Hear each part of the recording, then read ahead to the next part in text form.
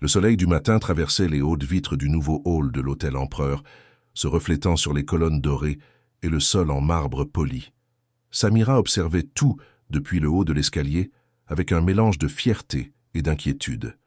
3 ans s'étaient écoulés depuis le jour où le cheikh Al-Mansour l'avait nommée directrice des opérations, et l'hôtel, autrefois symbole d'arrogance et de corruption, était désormais un exemple d'excellence. Mais quelque chose la tourmentait. Parfois, le pouvoir apportait des silences plus dangereux que l'humiliation. Ce jour-là, le cheikh revenait au Brésil. Après des mois aux Émirats, il venait annoncer le partenariat avec un groupe international d'investisseurs. L'accord promettait d'étendre le réseau de l'empereur à travers toute l'Amérique du Sud. Samira avait tout préparé, discours, contrats, présentations. Elle n'était seulement pas prête pour l'ombre qui accompagnait le succès. Elle descendit les escaliers d'un pas ferme. Les employés la saluaient avec un respect sincère. L'hôtel respirait l'harmonie, mais à la réception, un nouveau visage attira son attention. Un jeune homme, costume sombre, sourire maîtrisé. C'était le nouveau directeur financier, indiqué directement par le conseil. « Bonjour, Madame Samira », dit-il d'une voix polie. « Je suis Daniel Costa, récemment transféré de Lisbonne. Je suis honoré de travailler sous votre direction. » Elle lui serra la main en retour. « Soyez le bienvenu, Daniel. J'espère que vous apporterez de bonnes idées et de la transparence. Ici, nous ne cachons rien à personne. » Il sourit, mais son regard disait autre chose, quelque chose de froid, de calculé. Samira le sentit, mais l'ignora. Elle avait appris à faire confiance aux faits, pas aux intuitions. À 10 heures, le cheikh arriva. Comme toujours, il portait une tunique blanche impeccable, mais ses yeux trahissaient la fatigue de celui qui porte de nombreux mondes sur ses épaules. « Samira », dit-il en arabe, ouvrant les bras, « ma fierté, l'hôtel est magnifique. » Elle sourit, mais l'étreinte fut brève. « Nous avons beaucoup à discuter, Excellence. Le groupe Alter exige un audit complet avant la signature. Ils veulent revoir tous les rapports financiers. » Le cheikh hocha la tête. « Bien sûr, nous n'avons rien à craindre. Tout est en ordre, n'est-ce pas ?» Samira hésita une seconde. « Oui, du moins, je le crois. » Dans la salle de réunion, les investisseurs étrangers s'installèrent autour de la table. Des hommes et des femmes en costumes coûteux, avec des regards qui calculaient les profits à chaque respiration. Daniel distribua les rapports avec efficacité. Samira observait chaque détail. La réunion se déroula avec des discours formels, des projections optimistes et des promesses d'expansion. Mais quand l'un des investisseurs questionna les chiffres du dernier trimestre, Daniel intervint trop vite. « Ces données ont déjà été corrigées, monsieur. Une petite erreur comptable, rien de pertinent. » Samira fronça les sourcils. Elle ne se souvenait pas d'avoir approuvé de correction. Plus tard, dans son bureau, elle appela Daniel. « Je veux voir les bilans originaux, tous. » Il sourit, serein. « Bien sûr, madame. Mais pourquoi cette urgence ? » « Parce que je ne signe rien sans comprendre chaque chiffre. » Il promit d'envoyer les fichiers. Il ne les envoya pas. Le lendemain, il répéta que le système était hors service. Le 3e jour que l'auditeur externe était en voyage, Samira connaissait ce genre de jeu. C'était le même que Mauricio Duarte utilisait avant sa chute. Le vendredi, elle décida d'agir seule. Elle attendit que l'hôtel se vide la nuit, prit les clés de l'archive numérique et descendit jusqu'à la salle des serveurs. Là, parmi les câbles et les écrans clignotants, elle accéda aux données avec le mot de passe administratif. Ce qu'elle trouva lui glaça le cœur. Des rapports dupliqués, des dépenses inexistantes, des transferts vers des sociétés fantômes. Tout avait commencé il y a 3 mois, quand Daniel avait pris ses fonctions. Son nom apparaissait sur toutes les approbations. Samira respira profondément. Elle avait besoin de preuves solides avant d'agir. Elle téléchargea les fichiers et envoya une copie cryptée à elle-même. Le matin suivant, elle alla voir le cheikh. « Votre Excellence, il y a quelque chose d'anormal dans les finances. J'ai besoin de votre confiance. » Il la regarda en silence, puis hocha la tête. « Vous avez ma confiance absolue. Mais je veux tout savoir avant d'agir. Nous avons des ennemis à l'affût. » Elle expliqua, montra une partie des données. Le cheikh resta immobile, puis parla d'une voix basse. « Daniel Costa. J'ai déjà entendu ce nom. Il a travaillé pour un conglomérat européen accusé de blanchiment d'argent. Ils ont falsifié des bilans, détourné des millions. Je pensais qu'il avait disparu. » Samira sentit son sang se glacer. « Il est ici, Excellence, et il a accès à tout. »« Nous ne pouvons pas agir sans preuves officielles, » dit le cheikh. « Si nous l'accusons et que nous nous trompons, nous perdons toute crédibilité. Continuez à observer, mais discrètement. » Samira accepta, bien que l'idée d'attendre lui ronge l'âme. Elle savait comment le mal se cachait sous des costumes et des sourires. Les jours suivants, elle feignit la normalité. Daniel restait courtois, efficace, loué par tous, mais elle remarquait de petites incohérences, des comptes payés 2 fois, des fournisseurs nouveaux, des factures sans adresse physique. La nuit, elle fouillait davantage. Elle découvrit qu'une partie de l'argent de l'hôtel était transférée sur un compte aux îles Caïmans. Montant total, 3 millions de réais. Signature numérique, la sienne, falsifiée à la perfection. Samira s'assit dans le fauteuil de son bureau, les mains tremblantes. Elle savait ce que cela signifiait. Daniel ne se contentait pas de détourner. Il préparait un piège. Elle serait le bouc émissaire. Et le contrat international serait signé dans 2 jours. S'il parvenait à tout couvrir jusqu'à là, elle serait la criminelle, pas lui. Cette nuit-là, elle ne rentra pas chez elle.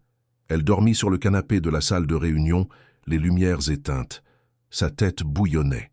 Elle se rappela ce que le cheikh avait dit des années plus tôt. Les hommes désespérés font des choses désespérées.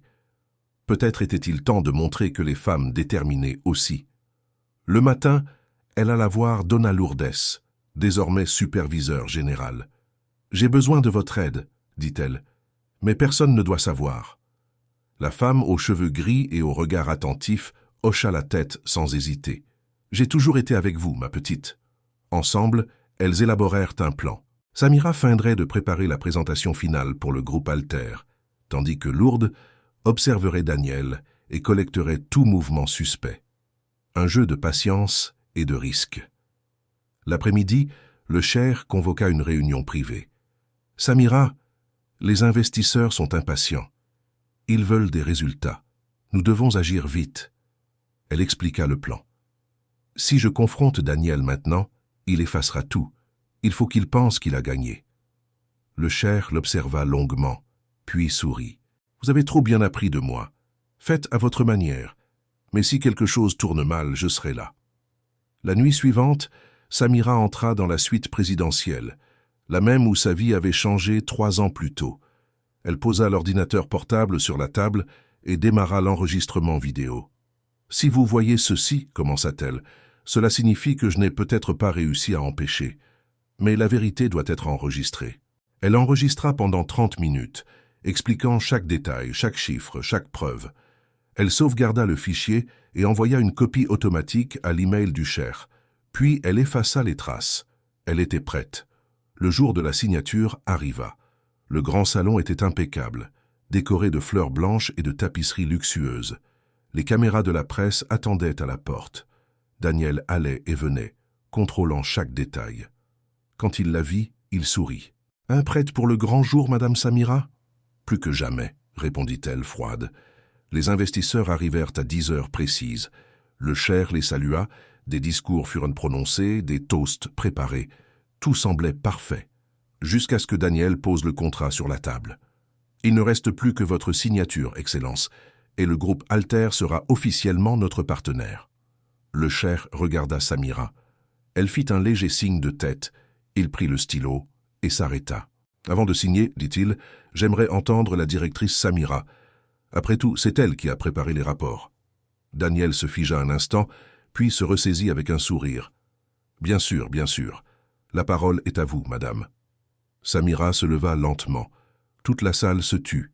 Le bruit de la fontaine décorative était le seul son.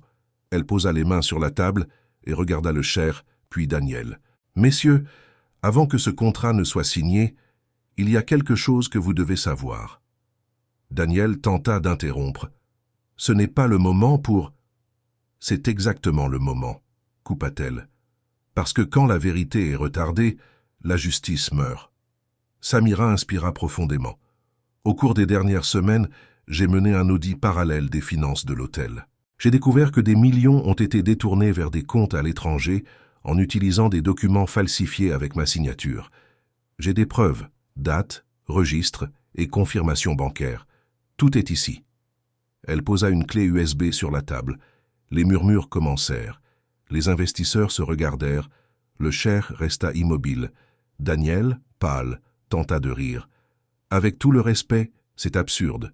Vous essayez de vous protéger de vos propres erreurs. » Samira leva les yeux. « Les erreurs ne laissent pas de traces IP, ni ne créent de sociétés fantômes.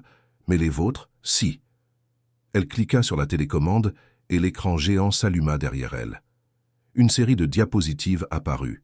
Transfert, signature numérique, reçu de paiement. Toutes les transactions ont été approuvées avec votre identifiant, Daniel, et croisées avec les caméras de sécurité. Le 14 juillet, à 23h47, vous étiez ici, dans cette salle, utilisant mon terminal. L'homme devint blanc. C'est un mensonge, manipulation, Assez. La voix du cheikh trancha l'air comme une lame. Il se leva lentement, les yeux froids. Montrez la vidéo. Samira appuya sur un autre bouton. À l'écran, des images de Daniel assis à la table, en train de taper. La caméra de sécurité avait capturé le visage, clair, net. Le silence qui suivit fut absolu. L'un des investisseurs soupira bruyamment. Cela change tout. Daniel recula d'un pas. Je peux expliquer. C'était un audit de routine. Je testais le système de sécurité. Avec un identifiant falsifié et des comptes aux îles Caïmans, demanda Samira, ferme. Avec des mouvements vers des sociétés inexistantes enregistrées au nom de partenaires morts depuis 10 ans. Daniel déglutit, regarda autour de lui cherchant une issue. Les agents de sécurité s'approchèrent. Le cheikh marcha jusqu'à lui. « Vous avez essayé de reproduire la fraude de Mauricio Duarte, dit-il à voix basse. Mais vous avez oublié la leçon la plus importante. Ici, la vérité ne dort pas. » Daniel tenta de fuir, mais les agents de sécurité le retinrent. Le cheikh fit signe à l'un des avocats. « Remettez tout à la police fédérale, maintenant. » La presse, percevant le tumulte, envahit le salon. Caméras, flash, questions. L'hôtel Empereur a-t-il été victime d'une nouvelle fraude? Samira garda son calme. Il a été la cible d'une tentative. Mais plus maintenant. Aujourd'hui, la transparence triomphe de la corruption. Les manchettes sortirent en quelques minutes. La femme de ménage devenue directrice empêche un nouveau scandale à l'hôtel Empereur. Elle n'eut guère le temps de respirer. Le cheikh posa la main sur son épaule. « Vous avez fait ce qu'il fallait. Vous avez sauvé le nom de cet hôtel et le mien, et vous avez prouvé une fois de plus que l'intégrité est la meilleure défense. » Dans les jours qui suivirent, l'enquête confirma tout. Daniel Costa utilisait une fausse identité, avec un mandat d'arrêt international. Le détournement total dépassait 8 millions, mais grâce à l'action rapide, l'argent fut bloqué. Les médias transformèrent Samira en symbole d'honnêteté. Mais elle, contrairement à la première fois, ne chercha pas les projecteurs. Elle passait ses matinées dans la salle des employés, écoutant, guidant, réorganisant les processus. « Un hôtel ne reste propre qu'avec du savon et un chiffon, » disait-elle. « Il reste propre avec la conscience. » Pourtant, quelque chose en elle pesait. Au milieu de tant de victoires, elle ressentait un vide difficile à expliquer. Peut-être de la fatigue, peut-être la peur de devenir ce qu'elle haïssait le plus, quelqu'un de distant des gens simples qui l'avaient inspirée. Par une nuit pluvieuse, elle alla sur le balcon de la suite présidentielle. Le bruit de l'eau frappant la vitre ramena des souvenirs anciens, du jour où elle avait rendu l'anneau du cheikh, encore en uniforme de femme de ménage. La vie faisait d'étranges tours. Soudain, elle entendit une voix derrière elle. « Puis-je entrer ?» C'était Dona Lourdes apportant 2 tasses de thé. « Vous devez vous reposer. » Samira sourit. « Vous m'appelez encore, madame. »« Vieille habitude, » répondit la femme, s'asseyant à côté. « Mais je n'ai jamais oublié qui vous étiez, et je suis heureuse que vous ne l'ayez pas oublié non plus. » Samira soupira. « Parfois, j'ai peur de trop changer. Changer n'est pas un problème, ma petite. Le problème est d'oublier d'où l'on vient. Et vous n'avez pas oublié. » Le lendemain matin, le cheikh demanda à la voir. Dans le bureau, il était avec 2 hommes en costume sombre. « Samira, voici des représentants de la fondation Zaïd, une organisation qui finance l'éducation pour les femmes en situation de vulnérabilité. Nous voulons créer un programme au Brésil en votre nom, le projet Samira. » Elle resta sans voix. « En mon nom ? Oui, répondit le cheikh. Je veux que vous le coordonniez. Bourse d'études, cours, Opportunité. Des centaines de femmes pourront changer de vie comme vous avez changé la vôtre. Samira sentit ses yeux piquer. Excellence, c'est trop grand. Ce n'est pas grand, c'est juste. Au cours des semaines suivantes, le projet prit forme. Reportages, interviews, dons. Samira voyait de jeunes femmes entrer dans des salles de classe financées par l'hôtel et la fondation. Certaines venaient d'histoires similaires à la sienne. L'une d'elles, Jessica, rappelait beaucoup la Samira d'autrefois. Disciplinée, timide, mais avec une lueur dans les yeux. Samira la prit comme apprentie. « Apprenez tout ce que vous pouvez », disait-elle, « parce qu'un jour, ce sera vous qui donnerez une opportunité à une autre. » Un mois plus tard, le cheikh dut retourner au Moyen-Orient. Avant de partir, il appela Samira sur le balcon. « Le monde est plein de Mauricios et de Daniels, » dit-il, « mais il est aussi plein de Samiras. Le secret est de découvrir lequel vous choisissez d'être chaque jour. » Elle sourit. « Et vous, lequel avez-vous choisi d'être ?»« Celui qui mise sur les gens quand le monde en doute. » Le vent souffla, faisant voler les rideaux. « Promettez-moi que vous continuerez. » « Je le promets. » Il partit, et l'hôtel devint silencieux sans sa présence, mais Samira se sentait prête. Le temps passa. L'hôtel Empereur grandit, ouvrit des filiales à Lisbonne et Buenos Aires. Samira voyageait, formait des équipes, implantait le même modèle de gestion basé sur le respect. Elle devint une référence internationale, mais le succès apporta de nouveaux défis. Lors d'un voyage, elle reçut un message urgent. Cheikh Al-Mansour hospitalisé, état grave. Le monde s'arrêta. Elle prit le premier vol pour Dubaï. À l'hôpital, le vieil ami était pâle mais conscient. « Ne pleurez pas, Samira », murmura-t-il avec difficulté. « La vie est un cycle. Ce que j'ai commencé est désormais à vous. Ne dites pas cela. Vous sortirez d'ici. » Il sourit faiblement. « J'ai déjà vécu plus que je ne méritais. Promettez-moi seulement une chose. Ne vous taisez jamais face à l'injustice, même si vous êtes la seule voix. » Elle tint sa main jusqu'à son dernier souffle. Les funérailles furent discrètes, comme il le souhaitait. Des représentants du monde entier assistèrent. Samira parla brièvement. Il croyait aux gens, et cette fois a changé le destin de beaucoup, y compris le mien. Après la cérémonie, elle reçut une lettre scellée avec l'emblème du cheikh. À l'intérieur, une seule phrase écrite en arabe, « La véritable richesse est le bien que nous laissons aux autres. » De retour au Brésil, Samira ressentit le poids de l'absence, mais aussi la responsabilité de l'héritage. Le mois suivant, le conseil du groupe Alter annonça quelque chose d'inattendu. Il voulait qu'elle devienne PDG mondiale du réseau Empereur. Elle faillit refuser. « Je suis traductrice de formation, pas femme d'affaires. » Le président du conseil sourit. « C'est précisément pour cela. Les hommes d'affaires pensent au profit. Vous pensez aux gens. » Elle accepta le poste avec humilité. Le premier jour, elle réunit les directeurs et dit « Si un jour cet endroit traite à nouveau quelqu'un comme inférieur, alors tout ce que nous avons construit aura été vain. Ici, la dignité est la politique de la maison. » Le discours devint viral, inspirant des entreprises et des écoles. Samira devint un symbole international d'éthique et de leadership. Mais elle n'abandonna jamais l'essentiel. Chaque matin, elle tenait à saluer personnellement les employés de nettoyage. « Ce sont eux qui tiennent l'hôtel debout », disait-elle, « comme je l'ai fait un jour. » 5 ans plus tard, le projet Samira avait déjà accordé 1000 bourses d'études. Jessica, son ancienne apprentie, avait obtenu son diplôme en hôtellerie et était devenue directrice de la filiale de Lisbonne. Lors d'une vidéoconférence, Samira dit en souriant « Vous vous souvenez de ce que je vous ai dit ? Qu'un jour ce serait vous qui donneriez une opportunité à une autre. » « Et maintenant, c'est vrai, » répondit Jessica, émue. Par un après-midi tranquille, Samira marchait dans le couloir de l'hôtel principal. Elle s'arrêta devant un portrait encadré au mur, le cheikh Al-Mansour, souriant à côté d'elle, le jour de la réouverture de l'hôtel. En dessous, une plaque dorée disait « Justice et compassion construisent des empires durables ». Elle sourit. Son téléphone vibra dans sa poche, un message d'une jeune boursière. « Merci, Samira. Je suis entrée à l'université aujourd'hui. » Son cœur se remplit. C'était cela. Pas le pouvoir, pas l'argent, mais l'impact.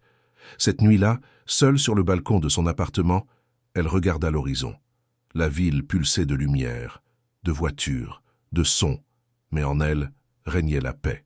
Elle prit un carnet et écrivit « L'histoire n'a pas commencé quand j'ai trouvé l'anneau, mais quand j'ai décidé de le rendre. Là, j'ai choisi qui je serais, et je continue de choisir. » Elle ferma le carnet, sourit et murmura au vent « Merci, cher, promesse tenue. » Et tandis que les lumières de la ville se reflétaient dans les fenêtres de l'hôtel Empereur, une nouvelle génération de femmes marchait dans les couloirs, apprenant de Samira que le vrai pouvoir n'est pas dans celui qui commande, mais dans celui qui inspire.